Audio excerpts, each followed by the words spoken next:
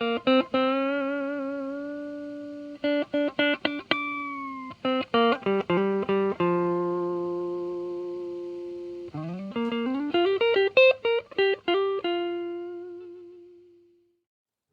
there, friends. Welcome back to another chilling episode of Weird Wednesdays. Tattooed Biker here with you. And tonight we dive into the mysterious world of unidentified cryptids. From encounters in the deep woods to eerie sightings in the dead of night, I'll be reading 3 chilling encounters sent in by viewers. So get ready to be captivated by the unknown. Kick back and enjoy the ride. Number 1. Dear Biker, my encounter happened in February of 2007. I used to work third shift at a paper stock factory warehouse. The main day shift supervisor was on vacation, so our boss on night shift decided she wanted to leave early, so she let us sneak off about 2 hours earlier than our normal shift end time. So this would have been between 4:30 and 5 a.m. I was following a coworker down this empty road, as the warehouse was on the outskirts of my small rural town. I noticed he hit the brakes and I proceeded to swerve off the road. I'm probably 1,000 feet behind him and I'm thinking to myself, what the heck is this dude doing? And that's when I saw it. There was a tall, dark shape strolling down the middle of the road in a hunched over and swaying side to side sort of manner. I have likened it to how one of those tall windblower figures you see swaying at a car dealership or something like that would have moved. Very unnatural movements. I can't do it justice by describing it, as it would only really make sense if someone saw it themselves. It looked like a tall person, wrapped in a large dark blanket or a cloak. I had to hit the brakes and swerve too, but I came to a full stop. Whatever it was, I couldn't make out any features or characteristics. I saw a large torso with 2 legs. The upper half was hunched forward, as if it was leaning like an older person would with a walker. Now at the time, I was driving a 1998 Ford Explorer, and I've looked up the height of the vehicle, and it listed as around 67 inches. But whatever walked past my driver's window was a good foot or more higher than that, leaning forward. So I believe that whatever was walking was well over 7 feet. Again, I couldn't see a head, any arms, just a figure with legs walking. My taillights illuminated it as I started to drive past it. I couldn't make out any definite details for the body. I didn't see fur, skin, or anything like clothing. It was solid, not like a translucent sort of thing. It was just large, thick, and black, or at the very least a very dark gray in color. My coworker had pulled over into a parking lot a little ways down the road, and I followed him in, and you could tell he was scared. He was saying something along the lines of, "What was that? It didn't have a head," among a lot of other things most panicked people would say. We decided to drive back down and try to see if it's still there and what it actually was. I drove in front and he was following behind. We come up to the general area and I notice there's a large black animal lying in the middle of the road. It appeared to be a big black dog. Part of me knew this wasn't large enough to be what was walking in the road, but we had to stop because it was directly in the roadway. I decided to get out and walk up to it. All the while, my coworker is yelling at me to get back in the car. As I approach whatever it is laying in the road, it brings its head up and looks back at me. Its eyes were glowing yellow, which I write off as eye shine from the headlights, but it growls at me. So I stop dead in my tracks and just watch. This thing stands up on its back legs like a person, but then immediately falls back down. It sits back up and hobbles off to the side of the road like a wounded animal that wasn't able to use its front legs. It looked like your typical German Shepherd wolf type face, but its fur was puffy like a chow dog's, It was a lot bigger than most dogs, but still nowhere near as tall as whatever was walking down the road. I didn't see any blood or wounds, so I can't say if it was actually hurt or not. My coworker got out of his car by this point, after it had disappeared into the woodline. We discussed what the heck just happened, but while we were talking, I noticed that next to our feet was a mouse. It was just standing there with us, but cleaning itself. I nudged it with my shoe, and it just kept cleaning its face as if it wasn't afraid of us. The mouse was sitting in the upright position, as it was on its hind legs and using its front paws to wipe itself. I never really considered it until recently that all three of these bizarre happenings was all on two legs. We got back in our vehicles and drove off, and then the next time at work I had mentioned what happened to us, and our coworkers laughed at us. So the other guy who saw it told me if I don't stop talking about it, he's just going to deny it, and I'd just best forget about it.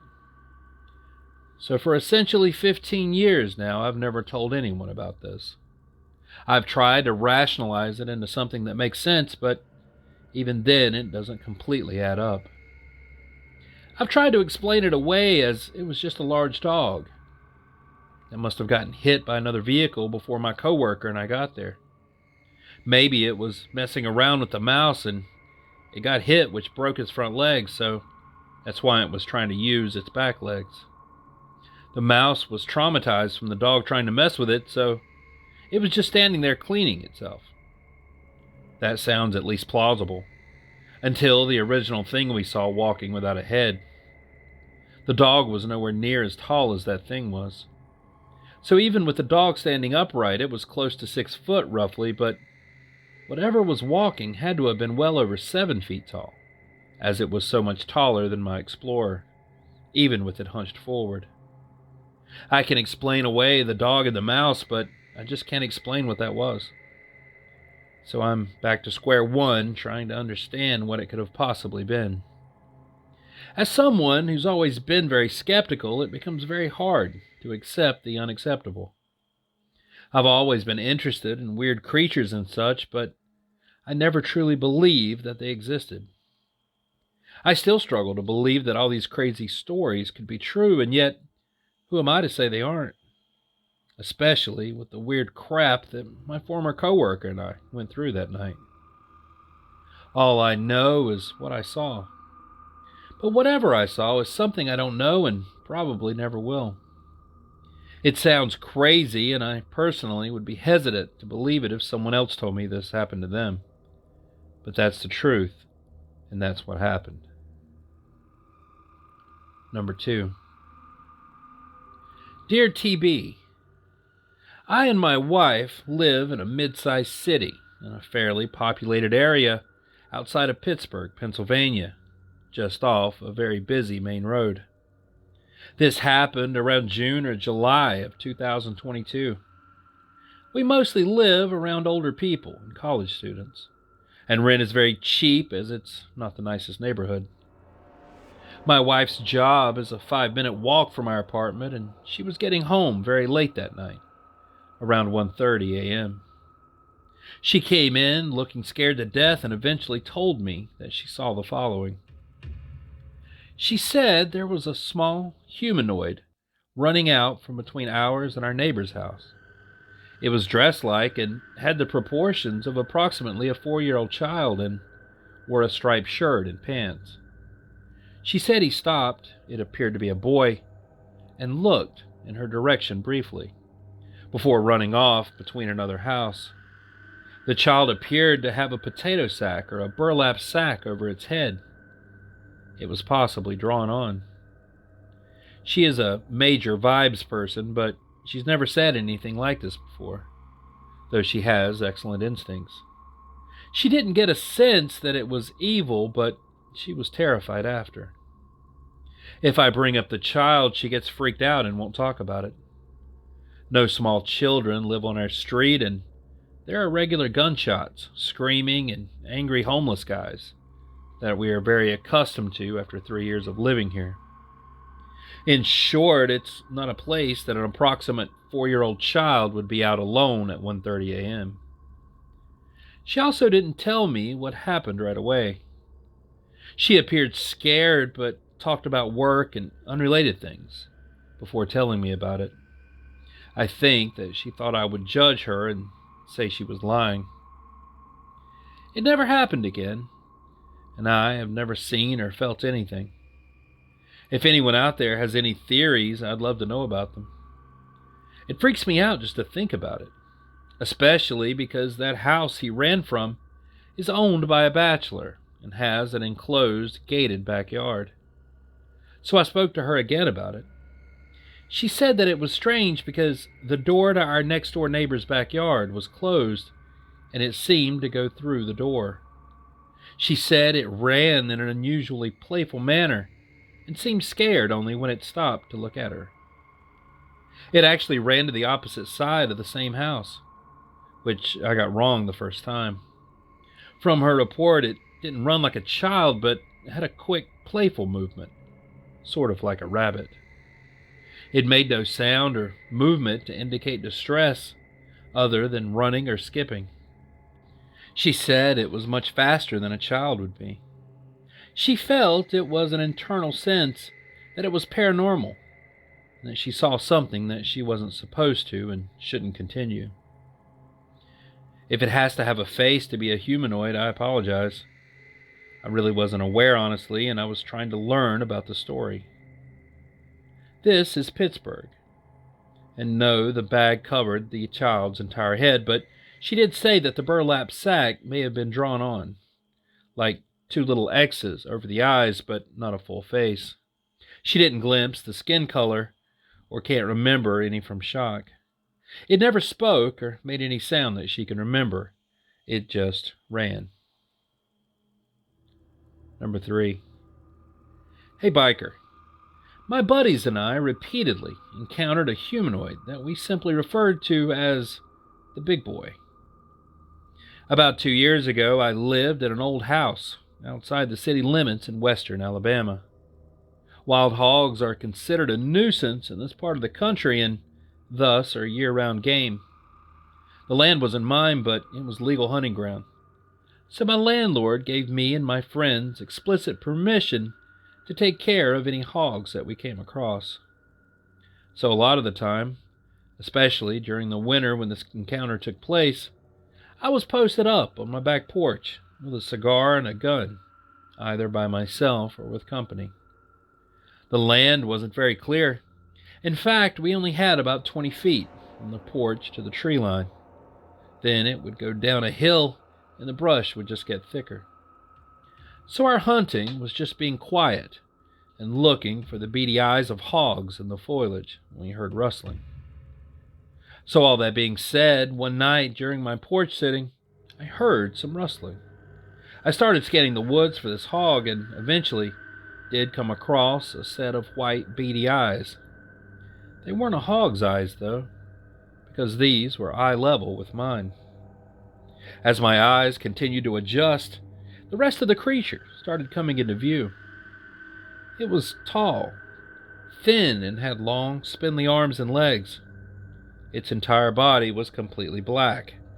I couldn't make out any other facial features besides the eyes, but what I could make out was that this thing was actually a good ways down the hill. So the fact that it was still at eye level with me meant that it was likely around 10 feet tall.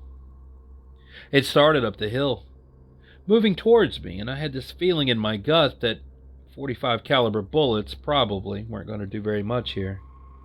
So I slowly collected my things and headed back into the house. It didn't make any sound as it moved, other than the slight crunch of leaves.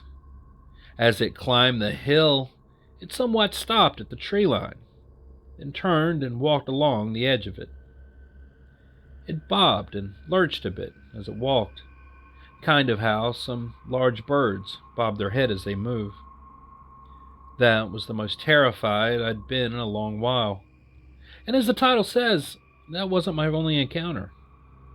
My hunting buddies and I saw it several times, walking through the trees a good bit away from the house. Sometimes it would even turn to look at us. My roommate that moved in later that same year once walked outside and saw it right up against the porch, looking right back at her. It never tried to attack anyone or even acted aggressively, so we eventually stopped being as scared, although still very cautious, and just started calling him the big boy. I've told a couple of other friends about this. One of them said the description and behavior matched something called a California dark watcher. I did my research, and as much as this creature matches up, this was on the opposite end of the continent. I'm still not 100% sure what it was that I saw, but I am 100% sure that I saw it. Multiple people did. When my roommate saw it, she said it was more eerie than downright scary. She said it looked at her like it was curious, tilting its head to the side like a dog when you're holding something at once. My hunting buddies and I all saw it from 30 to 50 feet away, but she ended up being closer than all of us. She confirmed no features other than eyes, but it had sunken in spaces on the face where there should be features. I understand her not taking a picture. I wouldn't take a picture of a bear if it was 10 feet from me, let alone this thing. Thanks for reading. And that wraps up tonight's episode of Weird Wednesdays. I hope you enjoyed these 3 fascinating encounters with unidentified cryptids as much as I did. If you have your own encounters or stories to share, make sure to let me know in the comments down below. Don't forget to hit the subscribe button and ring the notification bell if you haven't already, so you never miss out on the next thrilling episode. Until then, stay curious, stay vigilant, stay safe, and I'll be seeing you on down the road a ways. Biker, out.